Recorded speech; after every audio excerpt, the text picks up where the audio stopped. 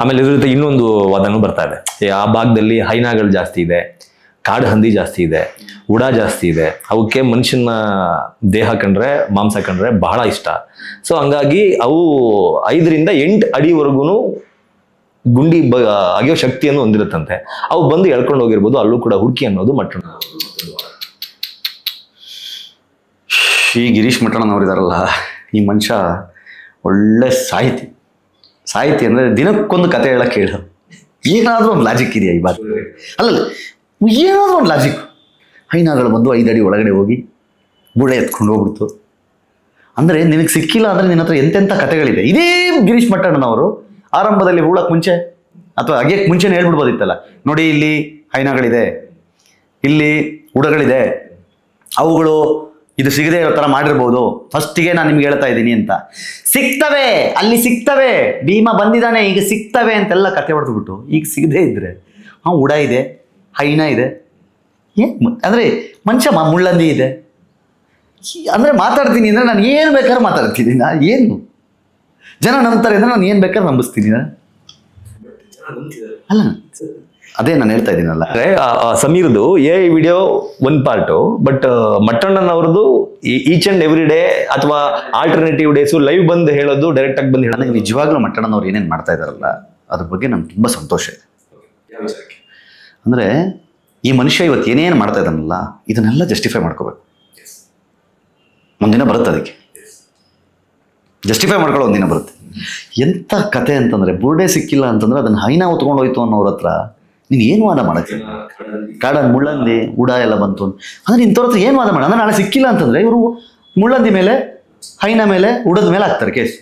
ನೋಡಿ ಅಲ್ಲಿ ಅವರು ಊತಿದ್ದು ನಿಜ, ಧರ್ಮಸ್ಥಳದವರು ಹೈನ ಹೊತ್ಕೊಂಡು ಹೋಯ್ತು ಅಂದ್ರೆ ಏನು ಮಾತಾಡೋದು ಇವ್ರ ಹತ್ರ ನಾವು? ಎನಿ ಪ್ರಾವಿಷನ್ ಅಂದರೆ ಅಂಥ ಪ್ರಾಣಿಗಳನ್ನ ಹುಡುಕಿ ಇಟ್ಕೊಂಬಂದು ಅದ್ರದ್ದು DNA ಏನು ಟೆಸ್ಟ್ ಮಾಡಿ ಮನುಷ್ಯನ ಬಾಡಿಗಳನ್ನ ಮೂಳೆಗಳನ್ನ ತಿಂದಿದ್ದಾವೆ ಅಂತ ಏನಾದ್ರು ಟೆಸ್ಟ್? ಈಗ ಅದೇ ಹೇಳೋದಲ್ಲ, ಹೆಂಗಿದ್ರು ಈಗ ಗುಂಡಿ ತೋಡಾಗಿದೆಯಲ್ಲ, ಅದ್ರಲ್ಲಿ ಯಾರನ್ನಾದ್ರೂ ಹೂತು ಅಲ್ಲಿ ಹೈನ ಬಿಟ್ಟು ನೋಡ್ಬೇಕಷ್ಟೆ, ಬಗೆಯುತ್ತಾ ಅಂತ.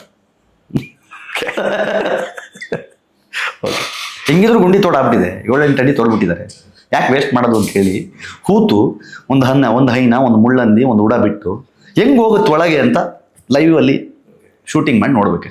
ಓಕೆ.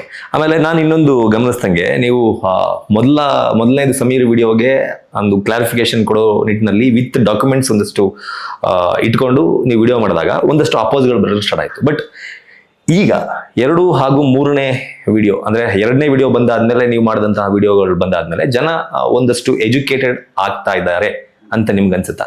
100% ಆಗ್ತಾರೆ. ನಾನು ಹೇಳ್ತಾ ಇರೋದು ಸಮೂಹ ಸನ್ನಿ ತುಂಬ ಕಷ್ಟ ಅದನ್ನು ಬ್ರೇಕ್ ಮಾಡೋದು, ಅಂದರೆ ಇಟ್ ವಿಲ್ ಟೇಕ್ ಟೈಮ್. ನಾನು ಹೇಳ್ತಿರೋದು ಇವತ್ತು ನನಗೆ ಒಂದು 600ರಿಂದ 1000 ಮೆಸೇಜ್ಗಳು ಬಂದಿದೆ. ಸಾರಿ ಅಣ್ಣ, ತಪ್ಪಾಯಿತು, ನಿಮ್ಮ ಬಗ್ಗೆ ತಪ್ಪಾಗಿ ಮಾತಾಡಿದ್ವಿ. ಬಟ್ ಅವರು ನೇರವಾಗಿ ಮಾತಾಡೋಕ್ಕೆ ಭಯ ಪಡ್ಕೋತಾರ ಅಂತ ಅಂದರೆ ನನಗೊಂದು ಡೌಟ್ ಏನಂದ್ರೆ, ಇಷ್ಟು ದಿನದವರೆಗೂ ಒಂದು ಸ್ಟ್ಯಾಂಡ್ ತಗೊಂಡ್ಬಂದ್ಬಿಟ್ಟಿದ್ದಾರೆ. ಸೌಜನ್ಯ ಫಾರ್ ಆಗಿ ಒಂದು ಸ್ಟ್ಯಾಂಡ್ ತಗೊಂಡ್ಬಂದ್ಬಿಟ್ಟಿದ್ದಾರೆ, ಸೌಜನ್ಯ ಪರ ಹೋರಾಟಗಾರರ ಪರವಾಗಿ ಒಂದು ಸ್ಟ್ಯಾಂಡ್ ತಗೊಂಡ್ಬಂದ್ಬಿಟ್ಟಿದ್ದಾರೆ. ಈಗ ಸಡನ್ಲಿ ಏನಾದ್ರು ಹೌದಲ್ವಾ ಇದ್ಯಾಕೆ ಹಿಂಗೆ ಅಂತ ಕ್ವಶನ್ ಮಾಡಿದ್ರೆ ಅವರು ಕೂಡ ವಿಕ್ಟಿಮ್ ಜಾಗದಲ್ಲಿ ನಿಲ್ಸ್ಬಿಟ್ಟು ದೂರ ಸ್ಟಾರ್ಟ್ ಮಾಡ್ತಾರೆ ಅಂತ ಸಾಕು. ಇದೇನಾಗುತ್ತೆ ಅಂತಂದ್ರೆ, ಯಾರಾದ್ರೂ ಒಬ್ರು ಧರ್ಮಸ್ಥಳದ ಪರವಾಗಿ ಮಾತಾಡ್ಬಿಟ್ರೆ ಅವನ ಫ್ಯಾಮಿಲಿನ ಬೀದಿಗೆ ತರಕ್ಕೆ ನೋಡ್ತಾರೆ ಇವ್ರು. ಫಸ್ಟ್ ಅವನ ಹೆಂಡ್ತಿಗೆ ಬೈಯೋದು, ಅವನ ತಂಗಿಗೆ ಬೈಯೋದು, ಅವನ ಅಮ್ಮಂಗೆ ಬೈಯೋದು, ಅವನೇನು ಮಾಡ್ತಾನೆ ಎದುರ್ಕೊಂಡು ದೂರ ಹುಡ್ಕತ್ತಾರೆ. ಇವ್ರು ಯಾಕೆ ಬರಲ್ಲ? ಈ ಕಡೆ ಜನ ಕಮ್ಮಿ ಯಾಕೆ ಅಂತಂದರೆ ಅವ್ರಿಗಿರೋ ಭಯ ಅದೇ. ಇವ್ರ ನಾಲ್ಗೆ ಸರಿ ಇಲ್ಲ, ಇವ್ರ ಬಾಯಿ ಸರಿ ಇಲ್ಲ, ಕೆಟ್ಟದಾಗ ಮಾತಾಡ್ತಾರೆ, ಯಾರೋ ಫ್ಯಾಮಿಲಿಯವ್ರು ನೋಡ್ಬಿಡ್ತಾರೆ, ಯಾರೋ ಫ್ರೆಂಡ್ಸ್ ನೋಡ್ಬಿಡ್ತಾರೆ. ಸುಮ್ಮನೆ ಮೊನ್ನೆ ನೋಡಿಲ್ಲ ನೀನು ಕಿರಿಕಿರಿ ಮಾಡೋದಕ್ಕೆ ನನ್ನ ದಾಖಲೆ ಇದೆ, ಅರ್ಥ ಆಯ್ತಾ? ಹಿಂಗೆ ಈ ಥರ ಇರಬೇಕಾದ್ರೆ ಯು ಕ್ಯಾಂಟ್ ಹೆಲ್ಪ್. ಯಾಕಂದರೆ ಅವ್ರ ಹತ್ರ ವಿಷಯ ಇಲ್ಲ ಮಾತಾಡೋಕ್ಕೆ. ಈಗ ಕೀರ್ತಿ ಏನು ಮಾತಾಡ್ತೀಯಾನೆ? ವಿಷಯಾಧಾರಿತ ಚರ್ಚೆ. ನೋಡ್ಬಿಡು, ನೀನು ಹಿಂಗೆ ಹೇಳಿದ್ಯಾ, ಇದು ಹೆಂಗೆ ಸಾಧ್ಯ? ಗುರು ನೀನು ಈ ಥರ ಮಾತಾಡ್ಬಿಟ್ಟಿದ್ಯಾ, ಇದು ಪ್ರಾಕ್ಟಿಕಲಿ ಪಾಸಿಬಲ್ ಇದೆಯಾ? ಇದನ್ನು ಕೇಳ್ತಾ ಇದ್ದೀನಿ ನಾನು. ಇಲ್ಲ ಅವ್ರ ಹತ್ರ ಏನಿದೆ ವಿಷಯ? ಇಂಪ್ರಾಕ್ಟಿಕಲ್ ವಿಷಯಗಳನ್ನ ಇಟ್ಕೊಂಡು ಅಲ್ಲಪ್ಪ. ನನ್ನ ಪ್ರಶ್ನೆಗಳಲ್ಲಿ ನಾನು ಇವತ್ತು ಭಾರವಿಲ್ಲದ ಅಸ್ಥಿಪಂಜರ ತೆಗಿಯೋಕ್ಕೆ 20 ಜನ ಬೇಕು, ಒಂದು JCB ಬೇಕು. ಅವತ್ತು 90 kg-ಯಿಂದ 100 kg ಇರೋ ಒಂದು ಹೆಣ ಹೊತ್ಕೊಂಡು ಹೋಗಿ 1.5 ಕಿಲೋಮೀಟರ್ ಒಳಗಡೆ ಕಾಡಲ್ಲಿ ಹೂತಾಕಿ ಬರಕ್ಕೆ ಒಬ್ಬ ಭೀಮ ಸಾಕು. ಅಲ್ಲಲ್ಲ, ಅದನ್ನ ಹೇಳ್ತಾ ಇರೋದು. ಅದು 8 ಅಡಿ 9 ಅಡಿ ಎಲ್ಲ ತೋಡಿ. ಇದು ಪ್ರಾಕ್ಟಿಕಲಿ ಸಾಧ್ಯನಾ ಅಂತ ಕೇಳ್ತೀನಿ. ತಪ್ಪಿದೆಯಾ ಗುರು ಇದರಲ್ಲಿ? ಒಬ್ಬ ಸಂತೋಷ್ ರಾವು ಒಬ್ಬ ಸೌಜನ್ಯಲನ್ನ ರೇಪ್ ಮಾಡೋಕ್ಕೆ ಚಾನ್ಸೇ ಇಲ್ಲ. ಅದು ಹೆಂಗೆ ಸಾಧ್ಯ ಆಗ್ಬಿಡುತ್ತೆ ಅಂತೇಳಿ ಒಂದು ಮಗುವಿನ ಆಗಿದ್ದ ಒಂದು ಹೆಣ್ಮಗುದು 17 ವರ್ಷದ ಅದನ್ನು ಸ್ವಲ್ಪ ಸಂತೋಷ ಮಾಡೋದಕ್ಕೆ ಚಾನ್ಸ್ ಇಲ್ಲ ಅಂತ ಇವ್ರುಗಳು ಹೇಳ್ತಾರೆ. ಆದರೆ ಭೀಮಾ ಬೆಳಗ್ಗೆ ಒಂದು ಸಾಯಂಕಾಲ ಒಂದು, ಬೆಳಗ್ಗೆ ಒಂದು ಸಾಯಂಕಾಲ ಒಂದು. ಏನು ನಿನ್ನ ಹಾಬಿ? ನನ್ನ ಹಾಬಿ ಬೆಳಗ್ಗೆ ಒಂದು ಸಾಯಂಕಾಲ ಒಂದು, ಬೆಳಗ್ಗೆ ಒಂದು ಸಾಯಂಕಾಲ ಒಂದು. ಹಂಗ ಜನ ನಂಬ್ತಾರೆ ಅಂದರೆ ನಾನು ಹೇಳ್ತೀನಿ ಸ್ಟೋರಿನ, ನೀವು ಕೇಳಿ. ಇದೆ ಯಾರಾದರೂ ಇಲ್ಲಿ ತನಕ ಜನಗಳು ಹೋಗಿ ಸಮೀರ್ ಅಷ್ಟು ಮಾತಾಡಿದ್ಯಾ, ಈ ಸಾಕ್ಷಿಯಲ್ಲಿದೆಯೋ? ಗಿರೀಶ್ ಮಠಣ್ಣನವ್ರು ಇಷ್ಟು ಮಾತಾಡ್ತಾ ಇದ್ದೀರಾ, ಸಾಕ್ಷಿಯಲ್ಲಿದೆ. ಮಹೇಶ್ ತಿಮ್ರೋಡಿ ಅವರೇ, ಸಾಕ್ಷಿ ನೋಡಿದವರು ಇದ್ದಾರೆ, ಹೊತ್ತುಕೊಂಡು ಹೋದವರನ್ನು ನೋಡಿದವರು ಇದ್ದಾರೆ ಅಂದ್ರಲ್ಲ, ಎಲ್ಲಿದೆ? ಈಗ SIT ಅವರು ಇಮೇಲ್ ID ಕೊಟ್ಟಿದ್ದಾರೆ, ವಾಟ್ಸಪ್ ನಂಬರ್ ಕೊಟ್ಟಿದ್ದಾರೆ, ಫೋನ್ ನಂಬರ್ ಕೊಟ್ಟಿದ್ದಾರೆ. ಇಮಿಡಿಯೇಟಾಗಿ ಅದನ್ನೆಲ್ಲ ಡ್ರಾಫ್ಟ್ ಮಾಡಿ ಟಕ್ ಅಂತ ನಮ್ಮ ಹತ್ರ ಇರುವ ಸಾಕ್ಷಿಗಳು ಅಂತೇಳಿ SIT ಕೊಟ್ಟರೆ ಜೈಲಿಗೆ ಹೋಗಲ್ವಾ ನಾಳೆ ಎಲ್ಲ ಧರ್ಮಸ್ಥಳದವರು? ಯಾಕೆ ಕೊಡ್ತಾ ಇಲ್ಲ ಅವರು? ಇದ್ರೆ ತಾನೇ ಕೊಡೋದು. ಸೌಜನ್ಯಗೆ ನ್ಯಾಯ ಕೊಡಿಸದೇ ಇರೋದಕ್ಕೆ ಕಾರಣ ಯಾರಂಗಾದ್ರೆ? ಈಗ ಸೌಜನ್ಯ ಸಾವಿಗೆ ನ್ಯಾಯ ಕೊಡಿಸೋದಕ್ಕೆ ಡಿಲೇ ಮಾಡಿದವ್ರು ಯಾರು? ನಾವು ಕೇಳಿತ್ತಪ್ಪ. ಯಾಕೆ ಪ್ರೀವಿಯಸ್ 5 ತಿಂಗಳ ಹಿಂದ್ಗಡೆ ವಿಡಿಯೋ ನಾನೇ ನಂದೆ, ನಿಮ್ಮ ಹತ್ರ ಸಾಕ್ಷಿ ಇದ್ದರೆ ನಾನು ಬರ್ತೀನಿ ನಿಮ್ಮ ಜೊತೆಲಿ, ಬನ್ನಿ ಸುಪ್ರೀಂ ಕೋರ್ಟ್ಗೆ ಹೋಗೋಣ ಅಂತಂತೆ. ಬಂದರೆ ಅವರು CBI ಹೋಗಿದ್ದಾಯ್ತು, ರಿಜೆಕ್ಟ್ ಆಗಿದ್ದಾಯ್ತು. ಇಲ್ಲಿ ಹೈಕೋರ್ಟ್ಗೆ CBI ಕೋರ್ಟ್ಗೆ ಹೋಗಿದ್ದಾಯ್ತು. ಈಗ ರೇಪ್ ಆ್ಯಂಡ್ ಮರ್ಡರ್ ಕೇಸ್ನಲ್ಲಿ ಪಬ್ಲಿಕ್ ಇಂಟ್ರೆಸ್ಟಲ್ಲಿ ನೀವು ಹೋಗಿ ಕೇಸ್ ಫೈಲ್ ಮಾಡೋಕ್ಕೆ ಬರಲ್ಲ, PI ಇಲಾಖೆಗೆ ಬರಲ್ಲ. ನೀವೇನು ಮಾಡಬೇಕು? ಪೇರೆಂಟ್ಸೇ ಹೋಗ್ಬೇಕು, ಐದರ ತಾಯಿ ಅಥವಾ ತಂದೆ ಹೋಗ್ಬೇಕು. ತಂದೆಯವರಿಲ್ಲ, ಚಂದಪ್ಪ ಅವರಿಲ್ಲ, ತಾಯಿ ಇದ್ದಾರೆ ಕುಸುಮಾವತಿ. ಹೋಗ್ಬೋದಿತ್ತ? 12 ವರ್ಷ ಬೇಕಾ? 12 ವರ್ಷ ಯಾಕೆ ಹೋಗಲಿಲ್ಲ?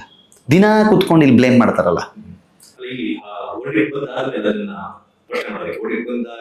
ಹಾಂ 2 ವರ್ಷ ಆಯಿತು, ಆಯ್ತು. ಈ ಗ್ಯಾಪ್ನಲ್ಲಿ ಅದಾದ್ಮೇಲೆ ಹೋಗಿದ್ದಾರೆ ಒಂದ್ಸಲಿ. ಯಾವಾಗ ಒಂದು ಸುಳ್ಳಿಯಾದ ಒಂದು ಇದು ಹಿಂದೂ ಸಂಘಟನೆ ಇವೇನು ರೋಡಲ್ಲಿ ಸೌಜನ್ಯ ಅಂತ ಗಲಾಟೆ ಮಾಡ್ತಾ ಇದ್ದಾರೆ ಇವರು. ಸೊ ಹಂಗಾಗಿ ಇದನ್ನು ಪಬ್ಲಿಕ್ ಇಂಟ್ರೆಸ್ಟ್ ಲಿಟಿಗೇಷನಲ್ಲಿ ದಯವಿಟ್ಟು ಕೋರ್ಟ್ ಇದನ್ನು ಮರುತನಿಕೆಗೆ ಆದೇಶ ಕೊಡಬೇಕು ಅಂತಂದಾಗ ಕೋರ್ಟ್ ಹೇಳುತ್ತೆ, ನೀವು ಬಂದು ಇದನ್ನು ಪಬ್ಲಿಕ್ ಇಂಟ್ರೆಸ್ಟ್ ಲಿಟಿಗೇಷನ್ ಕೇಳಕ್ಕೆ ಬರಲ್ಲ, ಅದಕ್ಕೆ ಫ್ಯಾಮಿಲಿ ಬರಬೇಕು, ಅವ್ರ ಪೇರೆಂಟ್ಸ್ನ ಕರ್ಕೊಂಡ್ಬನ್ನಿ ಅಂತಂದಮೇಲೆ ಪೇರೆಂಟ್ಸ್ಗಳ ಮೇಲೆ ಪ್ರೆಷರ್ ಬಿದ್ದ ಮೇಲೆ ಅವರಪ್ಪ ಹೋಗ್ತಾರೆ.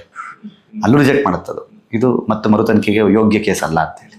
ಅದಾದಮೇಲೆ ಇವ್ರು ನಾನು ಹೇಳ್ತಾ ಇರೋದು, ಯಾವಾಗ ಇವ್ರ ಹತ್ರ ಏನು ಸಾಕ್ಷಿ ಇಲ್ಲದೆ ಇದ್ದಾಗ, ಇವಾಗ ಮಟ್ಟಣ್ಣನವ್ರ ಹತ್ರ ಸಾಕ್ಷಿ ಇದೆ, ತೋರಿಸಿದ್ರೆ 3 ನಿಮಿಷದ ವಿಡಿಯೋ ಜೈಲಿಗೆ ಹೋಗುತ್ತೆ ಥರ ಸಾಕ್ಷಿ ಇಟ್ಕೊಂಡವರು. ಆಯ್ತಾ? ಗಿರೀಶ್ ಮಠ ಇದು ಮಹೇಶ್ ತಿಮ್ರೋಡಿ ಜೋಬಲ್ಲೂ ಇದೆ, ಮನೇಲೂ ಇದೆ ಸಾಕ್ಷಿ.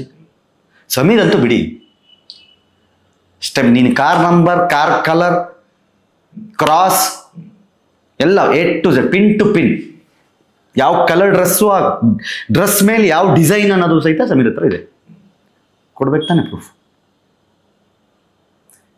ನೀಲಿ ಕಲರ್ ಚೂಡಿದಾರ ಹಾಕಿ ಬಂದ ಹೆಣ್ಣು ಮಗಳ ಶವ ಕಂಡು ಕೂಡಲೇ ಭೀಮನಿಗೆ ಗೊತ್ತಾಯಿತು ಇದು ಮೈಸೂರಿಂದ ಬಂದ ಹುಡುಗಿಯದ್ದು ಅಂತ. ಸ್ನಾನಘಟ್ಟದಲ್ಲಿ ಕೆಲಸ ಮಾಡೋ ಭೀಮನಿಗೆ ಇದು ಮೈಸೂರಿಂದ ಬಂದಿದ್ದ ಹುಡುಗಿ ಅಂತ ಹೆಂಗೆ ಗೊತ್ತಾಯಿತು? ನಾವು ಕೇಳಿದ್ರೆ ಕೆಟ್ಟವರಾಗ್ತದೆ. ಒಂದ್ಸಲಿ ಪ್ರಾಕ್ಟಿಕಲಿ ತಲೆಯಲ್ಲಿ ಯೋಚನೆ ಮಾಡ್ಕೊಂಡು ಲಾಜಿಕ್ ಇಟ್ಕೊಂಡು ಕರೆಕ್ಟಲ್ಲ ಅವರು ಹೆಂಗರು ಗೊತ್ತಾಗಕ್ಕೆ ಸಾಧ್ಯ ಅಂತ ಯೋಚನೆ ಮಾಡ್ಬಿಟ್ರೆ ಆನ್ಸರ್ ಸಿಕ್ಬಿಡುತ್ತೆ. ಯೋಚನೆ ಮಾಡಲ್ಲ.